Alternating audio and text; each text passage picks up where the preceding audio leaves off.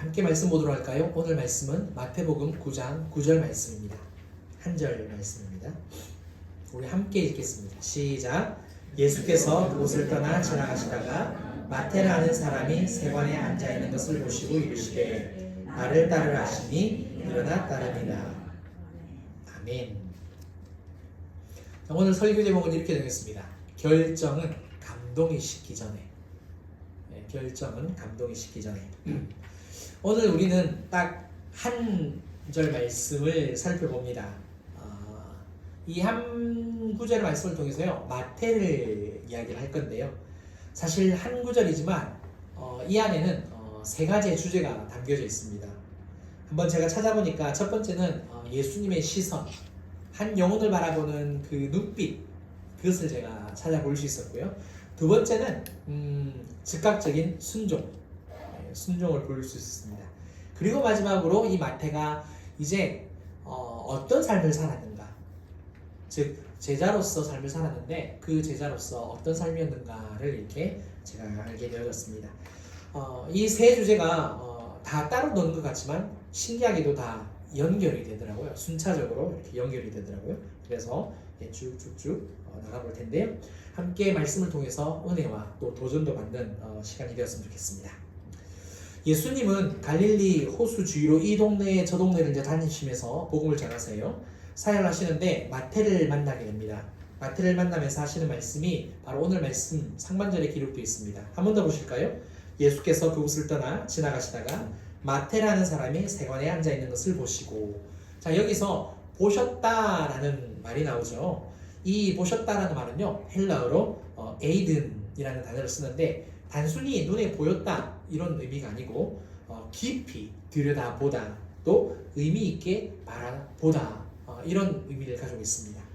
그러니까 지나가는 중에, 사실 길을 지나가는 중이었어요. 제자들과 지나가다가 세관에 앉아있는 마태를 보신 겁니다. 보셨는데 그냥 지나쳐서 본 게 아니고, 지나치면서 그냥 쭉 이렇게 본 게 아니라 딱 마태를 보실 때에 예수님의 그 눈빛이 반짝였다는 거예요. 머물렀다는 겁니다. 그러니까 마태의 어떤 과거나 또 직업이나 평판, 그런 것들을 다 뛰어넘어서 그 안에 있는 영혼을 유심히 보셨다라는 그런 말씀입니다. 마태는 우리가 잘 알듯이 직업이 뭐죠? 세리입니다. 세금을 징수하는 사람이에요. 복음서에서 세리는 어떤 단어와 어떤 사람들과 같이 항상 등장을 하죠? 죄인들, 세리야 죄인들, 이렇게 나옵니다.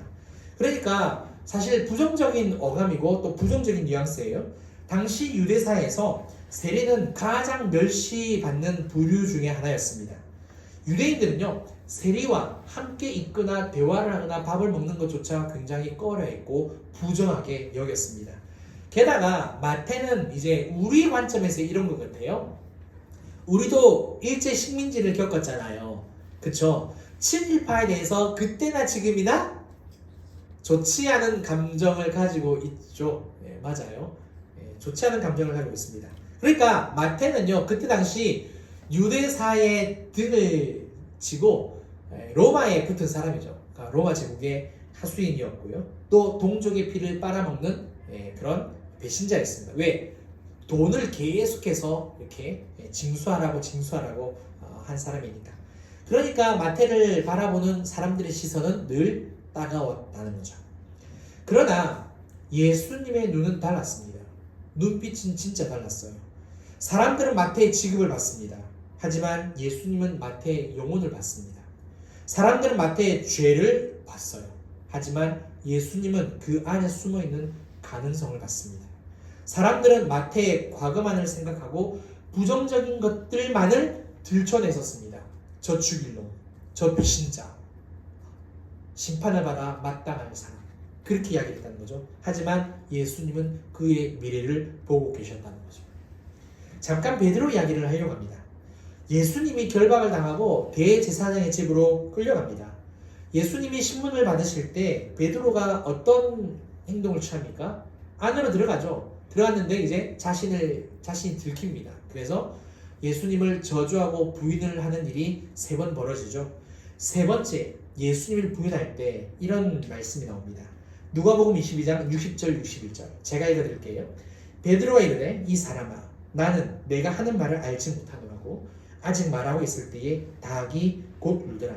주께서 돌이켜 베드로를 보시니 베드로가 주의 말씀 곧 오늘 닭 울기 전에 내가 3번 나를 부인하리라 하심이 생각나서 예수님을 저주하며 부인하던 이 베드로의 눈과 예수님의 눈이 마주쳤습니다.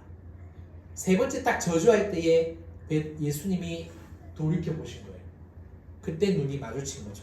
그러면 이 베드로를 바라보는 예수님의 눈빛은 어땠을까요? 어두컴컴한 밤이었으니까 잘 안 보이긴 했을 겁니다. 근데 이제 막 불은 켜놓고 있었겠죠. 근데 어떤 눈빛이었을까요? 네가 나를 부인할 거라고 내가 말했지. 이런 어떤 책임을 묻는, 책망하는 어떤 그런 눈빛이었을까요? 그렇지 않죠. 영혼에 대한 연민과 사랑의 눈빛이었습니다. 그러니까 예수님을 저주하는 베드로, 그 배신자 베드로를 보신 것이 아니라 누구를 봤다? 앞으로 예수님의 참 제자가 될, 온전히 복음을 전할 베드로를 봤다라는 말씀입니다. 사랑하는 성도 여러분, 하나님께서 오늘 이 자리에서 예배하고 있는 우리를 보실 때 어떻게 보실까요? 무엇을 보실까요? 직업을 보실까요? 아니면 지금까지 살아오면서 회개하지 않고 숨겨뒀던 어떤 과거의 어떤 그 말할 수 없는 부끄러움, 어떤 수치스러운 죄악일까요? 뭐 다 아시고 보시니까 그럴 수 있습니다. 심지어 고집 피우고 회개하지 않는 마음, 오늘 오전에도 이어다 배웠는데 건방진 마음, 변화되기를 싫어하는 마음, 그런 마음도 다 보실 것 같아요. 그런데 진짜 중요한 것은 아름다운 보석보다 더 빛이 나는 나의 영혼을 보고 계신다는 겁니다. 나의 영혼을. 창사전에 택하시고 구별하신 내 영혼요. 우리가 에베소서에서 배웠잖아요. 창세전에 나를 택하셨대요. 그러니까 이미 내 영혼을 알고 계셨습니다. 내 영혼을 보고 계셨어요. 근데 그 영혼이 지금의 내 영혼이에요. 변함없는 하나님 앞에서 별과 같이 빛나는 그 영혼을 지금도 보고 계신다는 거죠. 예수님은 마태가 세리라고 해서 차별해서 보지 않으셨어요. 베드로가 예수님을 저주하고 부인할 배신자라고 해서 경멸의 눈빛으로 보지 않으셨습니다.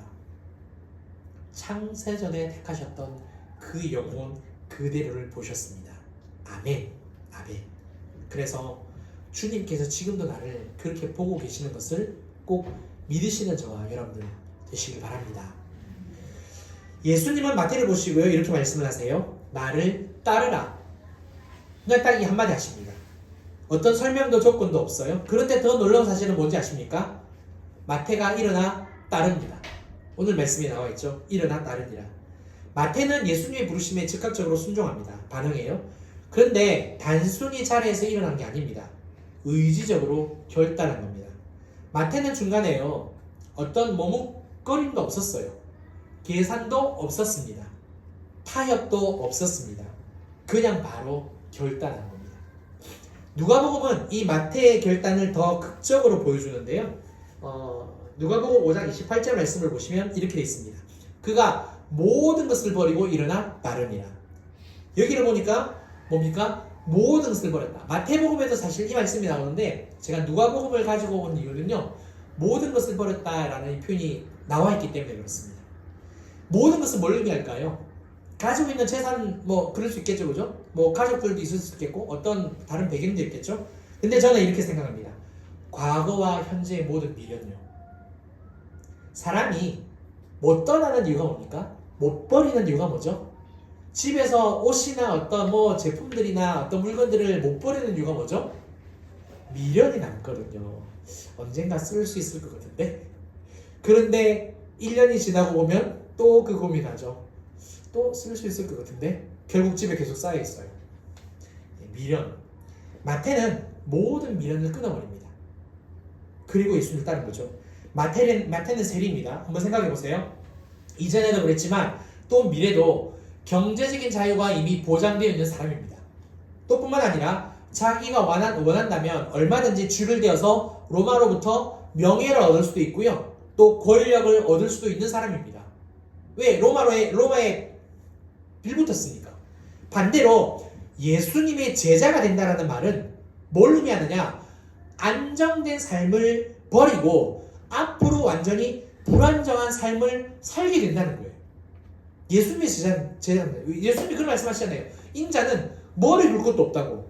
그래서 3년 동안 동락할 때에 제자들이 뭐 편하게 잠을 잤겠습니까? 나무의 집에서 자기도 하고 때로는 그냥 밖에서 노숙하기도 하고 그랬겠죠. 사람은 미래를 생각할 때 안정을 우선시한다는 거죠. 그러나 마태는 정반대의 결정을 내린 겁니다. 마태의 모습은 우리에게 매우 큰 도전을 줍니다. 왜냐? 우리는 하나님의 말씀 앞에서 사실 핑계가 너무 많거든요. 한번 생각해 보세요. 하나님 조금만 기다려주세요. 뭐 이런 핑계를 쓸 수 있고, 이 일만 정리되면 제가 하겠습니다. 그쵸? 하나님 지금은 때가 아닌 것 같아요. 때 이야기 많이 할 때겠죠. 하나님은 우리에게 지금이라고 말씀을 하시는데 우리는 아이러니하게도 지금이 아니라고 이야기한다는 거예요. 하나님이 말씀하시는 것보다 내 생각이 더 낫다고 여기는 경향이 우리 안에 있다는 거죠.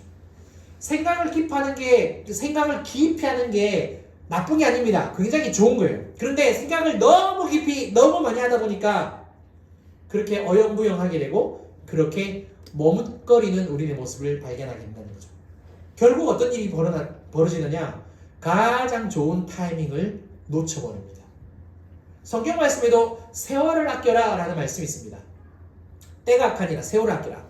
세월을 아껴라, 이게 어떤 의미인지 아시죠? 기회가 오거든 그 기회를 붙잡아라. 기회는 자주 오는 게 아니잖아요. 한 번 온 기회는 가버리잖아요. 세월을 아끼라, 기회를 붙잡으라는 이야기입니다. 사울이 이스라엘의 초대왕으로 있을 때 하나님은 사무엘을 통해서 이런 명령을 내리세요. 사무엘상 15장 3절입니다. 함께 읽어볼까요? 시작! 지금 가서 아말렉을 쳐서 그들의 모든 소유를 남기지 말고 진멸하되 남녀와 수아와 젖 먹는 아이와 우양과 낙타와 나귀를 죽이라 하셨나이다 하니. 자, 이 말씀을 듣고 어떡합니까? 사울은 지금 가서라고 했으니까 지금 갑니다. 군대를 모아서 곧바로 아말렉을 치러 갑니다. 순종을 해요. 그런데 문제가 하나 발생합니다. 어떤 문제냐? 사무엘상 15장 20절 21절. 이건 제가 읽겠습니다. 사울이 사무엘에게 이르되 나는 실로 여호와의 목소리를 청종하여 여호와께서 보내신 길로 가서 아말렉 왕 아각을 끌어왔고 아말렉 사람들을 진멸하였으나 다만 백성이 그 마땅히 멸할 것 중에서 가장 좋은 것으로 길갈에서 당신의 하나님 여호와께 제사하려고 양과 소를 끌어왔나이다 하는지라. 사울은요 아말렉 사람을 진멸했어요. 그런데 아말렉 왕을 포로로 끌고 옵니다. 순종하긴 했는데 자기 생각이 개입된 거예요. 여러 가축과 짐승들을 다 죽였습니다. 그런데 제사에 사용할 좋은 양과 소가 있다면서 백성들이 막 왕한테 추천을 하니까 사울은 하나님보다 백성들이 더 두려워서 이 21절 이후에 보면 그런 말씀이 나옵니다. 백성들을 두려워하였더라. 백성들의 말이 두려워서, 그들의 힘이 두려워서 오히려 하나님의 말씀을 어겨버립니다. 사랑하는 성도 여러분, 하나님께서 우리에게 말씀하실 때 우리가 즉각적으로 순종하기를 원하십니다. 우리도 자녀들한테, 다른 사람들한테 부탁을 하거나 이야기를 하면 그렇잖아요. 왜냐하면 모든 것을 다 하시는 하나님께서 우리를 보시며 말씀하실 때는 그때가 가장 좋은 때니까. 그때가 기회거든요. 가장 적절한 시기이니까. 예수님이 마태를 부르실 때 부르심과 결단 그 사이에는 0.1초라는 시간이 걸렸을까요? 결정과 결단은요 감동이 식기 전에 이루어져야 합니다. 누군가가 뭐 아내나 때로는 남편이 아니면 뭐 자녀들이 부모님한테 뭐 생일상이라도 이렇게 차려주는 경우가 있잖아요. 예, 그렇죠. 예, 부모님이 또 자녀에게 누군가가 차려준 밥과 국이 따뜻할 때 맛있죠. 하나님께서 성령을 통해 주시는 감동도 시간이 지나면 식습니다. 따라서 핑계대고 머뭇거리지 말고요. 곧바로 그리고 온전하게 순종하는 저와 여러분들 되었으면 좋겠습니다. 아멘. 마태는 이제 그날 이후로 예수님의 제자가 되었어요. 마태에 대한 기록은 예수님을 초대해서 함께 식사하는 것 외에는 다른 기록이 안 나옵니다. 내가 죄인을 부르러 왔노라, 내가 의사로 왔노라, 이 말씀을 이제 하세요. 바리새인의 이야기에 그 사건 외에는 안 나옵니다. 그러니까 마태에 관련된 기록은 굉장히 희귀해요. 하지만 마태는 엄청 큰 일을 하게 됩니다. 훗날에. 그게 뭐죠? 우리가 지금 보고 있는 마태복음을 기록합니다. 대단한 사람이죠. 복음서를 기록했다는 것은요, 일시적인 열정이 아니에요. 금방 뜨거워졌다가 식어져 버리는 냄비가 아니구나. 뭐다? 뚝배기다. 네, 그런 거죠. 예수님의 제자로서 늘 말씀을 연구하고 말씀을 가까이 하면서 지속적이고 일관되게 삶을 살았다라는 그런 뜻입니다. 오늘날 제자도는 한 번의 큰 결단으로 그치지 않아요. 한 번의 큰 결단 아니라 계속해서 매일 자신을 부인하고 자기 십자가를 지는 사람입니다. 누가복음 9장 23절 말씀인데요. 우리 이 말씀도 함께 한번 읽어보셨으면 좋겠습니다. 시작! 또 우리에게 이르시되 아무든지 나를 따라오려거든 자기를 부인하고 날마다 제 십자가를 지고 나를 따를 것이나. 아멘. 자, 이 말씀도 사실 마태복음에 나오는데 누가복음 말씀을 갖고 왔습니다. 왜 그러냐면 한 단어가 더 들어가 있거든요. 날마다 라는 단어가 들어가 있습니다.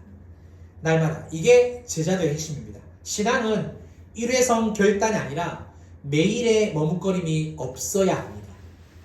매일의 머뭇거림이 없어야 하는 것.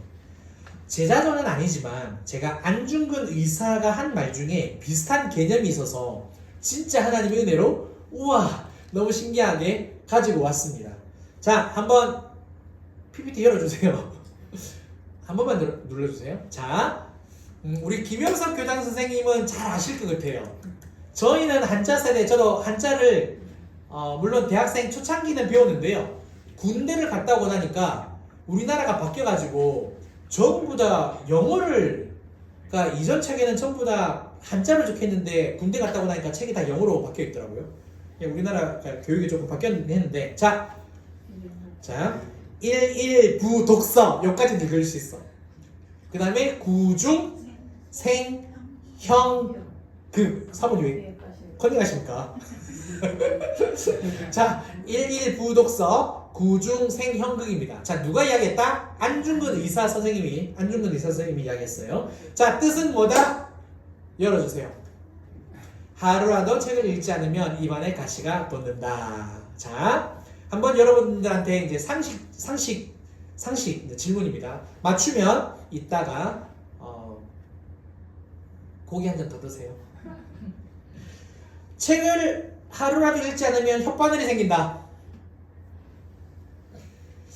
책을 읽지 않으면 답답해서 견딜 수가 없으니까 매일 책을 읽어야 한다. 맞습니까? 답은? 자, 그 어디에도 없죠, 그죠? 자, 가시가 돋는다. 이 말이 어떤 뜻이냐면요, 남들을 쉽게 비난한다는 뜻입니다.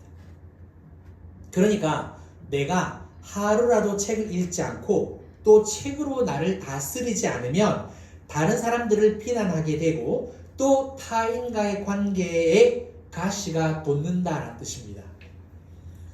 오늘 처음 아셨어도 뭐라 하지 않습니다. 자, 마찬가지로요, 마태는 제자로 삶을 살아가면서 하나님의 말씀을 계속해서 읽고 묵상하고 연구했습니다. 제가 이렇게 말씀을 드릴 수 있는 이유가 있어요. 왜 그러느냐? 마태복음은 마가, 누가, 요한복음보다 구약 성경 인용이 월등히 많습니다. 진짜 많아요. 그래서 한번 많다는 건 알고 있었는데 구체적으로 그래도 수치가 필요하잖아요. 자료를 찾아보니까 구약 성경 구절은요, 총 53회 53번을 인용을 했고요. 구약 성경을 언급한 것은 총 76번 76회. 그러니까 총 129번 129회 인용이 된 거죠. 마태가 구약 성경을 인용한 이유는 뭘까? 예수님이 구약에서 예언된, 약속된 메시아라는 것을 유대인들에게 보여주고 싶어서요. 마태복음은 관점이 있어요. 어떤 관점인지 아세요? 오늘 찬양한 거예요. 주님만이 왕이시다. 이게 마태복음의 관점이에요. 주님만이 메시아이고 주님이 구약 성경 모세오경과 선지서와 시가서에 기록되어 있는 메시아다. 하나님의 아들 예수 그리스도와 이것을 유대인들에게 증거하고 싶어서 마태복음을 쓴 건데 한번 생각해 보셨으면 좋겠습니다. 우리가 공부를 해봐서 알잖아요. 하루아침에 모든 성경 구절이 다 생각이 나지 않죠. 자, 오늘 내가 100구절을 외웠어. 영어 단어를. 내일도 100구절을 외워. 그 다음 주도 100구절을 읽는데 일주일 후에 700구절을 시험 친다 그러면 700구절의 모든 단어가 생각이 납니까? 생각나시면 최고입니다. 시간이 필요하고 노력과 정성이 필요합니다. 저도 대학생 때 이제 그 호텔 경영을 공부를 했어요. 호텔 경영을 공부하니까 호텔에 관련된 것도 공부를 해야 되고, 그 다음에 관광에 관련된 것도 공부를 해야 되고, 그 다음에 언어도 공부를 해야 되더라고요. 굉장히 광범위하더라고요. 근데 언어를 공부하면서 중국어, 영어, 일본어를 3개를 배웠습니다. 그러다가 나중에 이제 선택을 해야 되기에 중국어, 일본어를 포기하고 영어를 이제 하게 됐는데, 중요한 것은 뭐냐면 내가 포기를 했다 할지라도 이 수업은 계속 들어야 된다는 거예요. 중간고사, 기말고사를 쳐야 된다는 거죠. 근데 장학금은 받아야 될 것 같아. 공부를 해야 되잖아요. 내가 영어에 올인은 했지만 다른 과목도 성적은 A+이 나와야 되잖아요. 어떻게 했을까요? 시험 범위는 그냥 책 한 권 통째로 나오더라고요. 중간고사에 책 반, 그 다음에 기말고사에 책 반. 일본어 같은 경우 30일을 계획해놓고 30일 전부터 책을 외웠습니다. 그래서 중간고사 30일 동안 책 반을 외워서 시험 치고 책 반을 외워서 기말고사를 시험 쳤어요. 성적은 꽝이었는데 교수님이 너무 성실하게 썼다라고 불쌍히 여겨주셔가지고 저한테 성적을 93점을 주셨습니다. 제 성적이 그렇게 안 나왔던 걸로 기억을 해요. 근데 교수님이 저한테 말씀을 그렇게 해주셨어요.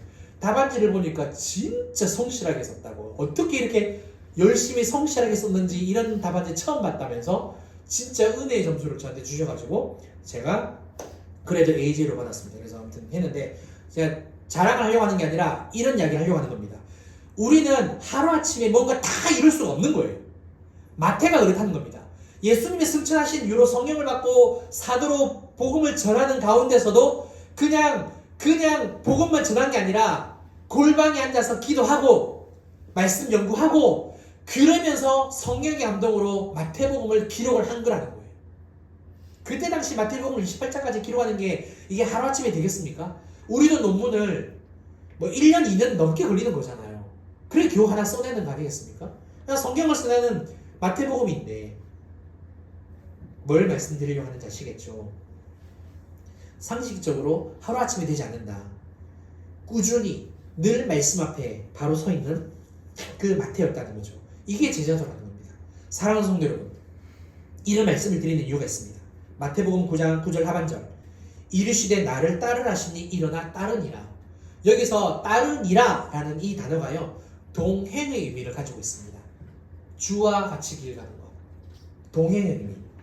동행이라는 것은요, 어제는 내가 주님의 말씀을 들었는데, 어제는 성경 읽었는데 오늘은 너무 바빠가지고 건너뛰었네, 내일 해야겠다, 이게 아니라는 거예요. 오늘이 바쁘더라도 오늘 하는 겁니다. 날마다 자기를 부인하고, 누가 보면은요 자기를 부인하고 자기 십자가를 지는 게요 어제만 했다고 해서 오늘은 좀 쉬어야지, 그래서 이게 아니라는 거예요. 날마다 자기를 부인하는 거예요. 집에 애들이 막 우리 속을 팍팍 긁어도 저희 부부예요. 그래도 또 참고 또 인내하고 또 온유함으로 말씀 앞에서 또 나아가는 거예요.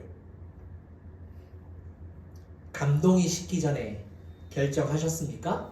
그러면 이제는 그 감동이 계속해서 식지 않도록 주님과 말씀과 동행하는 삶을 살아야 할 줄 믿습니다. 말씀을 맺겠습니다. 오늘 우리는요 예수님의 눈빛을 봤습니다. 사람은 우리의 외모, 과거, 실수를 봅니다. 회사에서 그렇잖아요. 일터에서 죄송합니다만 선교사님도 선교지에서 그런 모습 잘 보이잖아요. 저도 필리핀에 있을 때 얼마나 막 속이 끓어오르는지 와 이렇게 도와줬는데 이렇게 배신한단 말이야? 한두 번이 아니었습니다. 진짜 한두 번이 아니야. 변하지 않는 그들의 태도와 습성? 습관? 근데 돌아보니까 나도 그렇구나. 주님은 영혼을 보십니다. 영혼. 우리는 마태처럼 초라하고 비난받는 존재일 수 있으나 예수님은 우리를 창세전에 택하셨던 한 영혼으로 바라보신다는 것. 이게 첫 번째였고, 그리고 나를 바라보시면서 말씀하실 때 핑계를 대거나 머뭇거리지 말고 어떻게 해야 된다? 곧바로 순종해야 한다. 성령이 주시는 감동은 오래가지 않습니다. 왜? 기회, 적절한 타이밍, 그때뿐이라서요. 그래서 감동이 식기 전에 결정하고 결단해야겠습니다. 마지막으로 신앙과 제자의 삶은요, 오늘 하루만 하는 게 아니에요. 어제도 했으면 오늘도 하는 거고, 오늘도 했으면 또 내일도 하는 겁니다. 날마다 자기를 부인하고 자기 십자가를 지는 거예요. 하루라도 책으로 다스림을 받지 못하면 남을 비난하는 말을 할 수밖에 없다라고 말했던 안중근 의사 선생님 말씀처럼 우리도 날마다 말씀 가운데 있어야 주님과 동행할 수 있지 않겠습니까? 더워서 짜증나도, 일이 많아서 분주하더라도, 내 주변에 있는 사람들이 내 기준에 못 맞춰서 일을 해서 너무 화가 나더라도 그래도 주님과 말씀으로 동행하는 저와 여러분들 되시길 주님 이름으로 축원합니다. 우리 함께 찬양하고 기도하겠습니다. 나의 소망은 주 경외함. 우리 찬양 드리겠습니다.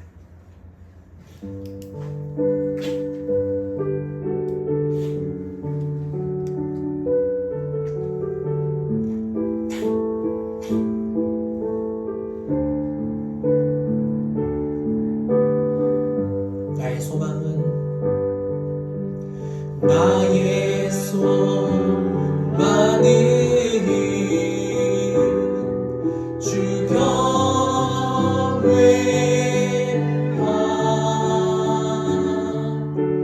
내 맘을 다해 주 경배해.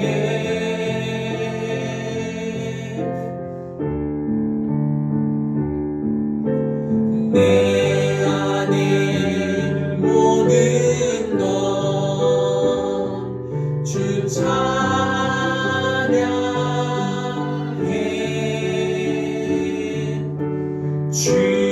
주님만 사모해 영원히.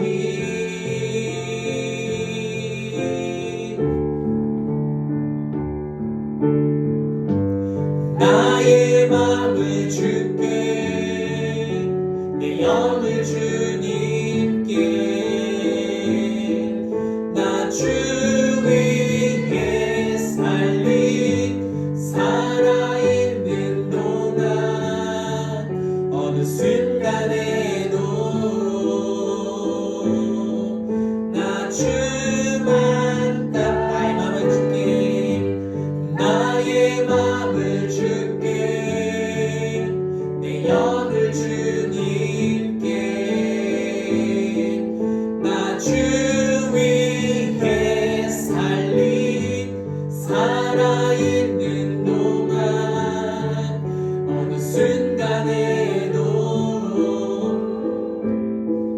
나 주만 따르리. 우리 함께 기도하겠습니다. 휴가를 가게 되면, 또 쉬게 되면, 또 아니면 어떤 가족의 큰 행사가 있게 되면 굉장히 바빠지고 분주해지죠. 또 휴가 가게 되면 쉬고 싶다, 그 마음이 너무 간절해지고, 또 다른 곳으로 가게 되면 일상의 루틴이 무너지게 됩니다. 그럼에도 꼭 기억하실 것은 주님의 나를 어떻게 바라보시는가, 그 눈빛을 바라보기를 힘쓰는 저와 여러분들 되셨으면 좋겠고, 그 바라보시는 가운데서 나를 부르실 때 곧바로 응답하고 또 순종하고 날마다 제자의 삶을 살았으면 좋겠습니다. 오늘 말씀에서 어떤 부분을 은혜 받으셨는지 저는 잘 모릅니다만 주님께서 주신 감동이 있다면 그것을 가지고 집중적으로 기도하시면 좋을 것 같습니다. 함께 기도하시겠습니다. 사랑하는 하나님 아버지, 은혜를 감사합니다. 아버지 하나님, 감동이 식기 전에 아버지 우리가 결정한 결단한 아버지 순종으로 나아가야 함을 믿습니다. 주님, 이 한 영혼 바라보실 때 창세전에 이미 아셨던 택하셨던 그 영혼을 지금도 그대로 순전하게 바라보시는 우리 주님을 찬양합니다. 누가 그렇게 보겠습니까? 우리는 늘 아버지 사람의 직업을 보고 그 사람의 형편을 보고 그 사람의 행동을 보고 그 사람의 말을 봅니다. 아버지 그 사람의 잘못된 것들을 봅니다. 그러나 주님은 내 안에 영혼을 보시고 아버지 가능성을 보시고 하나님 그 사랑의 눈빛으로 바라보셔서 내가 너를 사랑한다. 내가 너와 함께한다. 너는 나의 자녀고 너는 나의 아들이라고 말씀하십니다. 하나님 아버지, 날마다 주님의 그 눈빛을 보고 싶습니다. 정말 날마다 주님 아버지 하나님 그 주님의 눈빛을 보고 아버지 하나님 하루하루 정말 나를 부인하고 내 십자가를 지고 주님을 따라가고 싶습니다. 아버지 하나님이 은혜와 자비를 베풀으셔서 날마다 주님의 눈을 보는 종들이 하옵소서. 감사합니다. 감사합니다. 사랑과 내가 풍성하신 우리 주님 감사를 드립니다. 오늘 하나님 아버지께서 우리에게 말씀하여 주셔서 감사합니다. 그 무엇보다 내 영혼을 보시는 주님, 내 영혼을 보시는 주님, 우리가 날마다 주님의 그 사랑스러운 눈빛 보기를 원합니다. 우리 주님의 그 눈동자 안에 담겨져 있는 내 영혼을 보기 원합니다. 주님, 그 은혜, 그 자비로 하루를 시작하게 하여 주시고 그 사랑으로, 그 자비로, 그 은혜로 말미암아 말씀 앞에 바로 서며 즉각적으로 순종하며 날마다 자기를 부인하고 자기 십자가를 지는 그 삶을 살아내는 우리 모두가 되도록 인도하여 주옵소서. 하나님, 감동은 식습니다. 기회는 오면 가게 되어 있습니다. 이것을 깨닫는 자 되게 하여 주셔서 세월을 아낄 수 있도록 주님 역사하여 주시옵소서. 이 모든 것을 감사드리며 지금은 우리 주 예수 그리스도의 은혜와 크신 하나님의 사랑과 성령님의 감화감동 교통 충만하시니 오직 주님만, 오직 주님의 눈빛만 보기로 결단하는 사랑하는 우리 모든 성도님들과 또 가정과 일터와 우리 진주빛 교회와 이 나라 이 민족 위에 이제로부터 영원토록 함께 있을지어다. 아멘.